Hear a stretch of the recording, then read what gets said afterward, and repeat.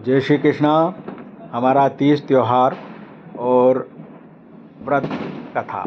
हाँ साहब, इनाई विषय में मैं आपके तुलसी विवाह की कथा, तुलसी विवाह की कहानी आज सुनाऊंगा। प्रबोधनी एकादशी यानी कि देव उठनी 11 जी के तुलसी विवाह भी के है।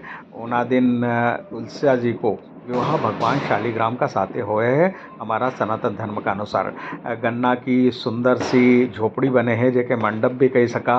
ओका माए तुलसा जी को कुंडो रखे है, तुलसा जी के चुनड़ी ओढ़ावे है, मंगलसूत्र पहनावे है, साथ में लड्डू गोपाल और शालिग्राम जी रहे और भाजी गोर आवला उठो देव सावला यो करीने देव उठाड़े है साहब। और तुलसा जी और भगवान शालिग्राम को विवाह रचावे है। कहीं कहीं तो घनी धूमधाम से यो विवाह कार्यक्रम हुए है। और जो बेटी नहीं पढ़ना है, कभी जिनने बेटी को कन्यादान नहीं करियो है, उनके तो जीवन में एक बार तुलसा विवाह करना चाहिए, तुलसी पढ़नानी चाहिए साहब। तो आज हूँ आपके सुनाई रही हूँ तुलसी विवाह की कथा, तुलसी विवाह की कहानी। पौराणिक मान्यता अनुसार, धार्मिक मान्यता अनुसार पौराणिक काल में जलंधर नाम को एक पराक्रमी राक्षस हुआ तो उको विवाह वृंदा नाम की कन्या का साथे हुआ तो साहब।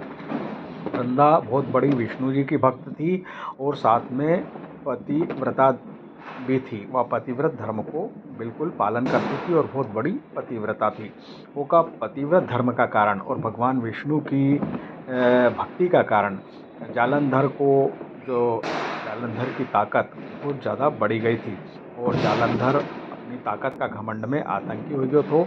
और आतंक का खातिर उसने स्वर्गलोक पे, देवता होन पे आक्रमण कर दियो और स्वर्गलोक पे अपनो अधिकार जमाने की कोशिश करवा मंडियो। जालंधर का आतंक का कारण देवता होन बहुत परेशान हुआ और उन्हें परेशान हुए के भगवान विष्णु का पास गया और विष्णु ने भगवान से प्रार्थना करी कि कस्तर भी प्रभु जलंधर का आतंक से हमारे मुक्ति देवाओ। भगवान विष्णु ने उनके आश्वस्त करियो और फिर भी उनने कई करियो भगवान विष्णु ने कि अपनी माया से जलंधर को रूप धारण कर लियो और छल से वृंदा को पतिव्रत धर्म के नष्ट कर दियो। एका से जलंधर की शक्ति क्षीण हो गई और वो युद्ध में मारी गयो। जब वृंदा के भगवान विष्णु का छल को पतो चलियो तो उन्हें भगवान विष्णु के पत्थर बनी जाने को शाप दे दियो।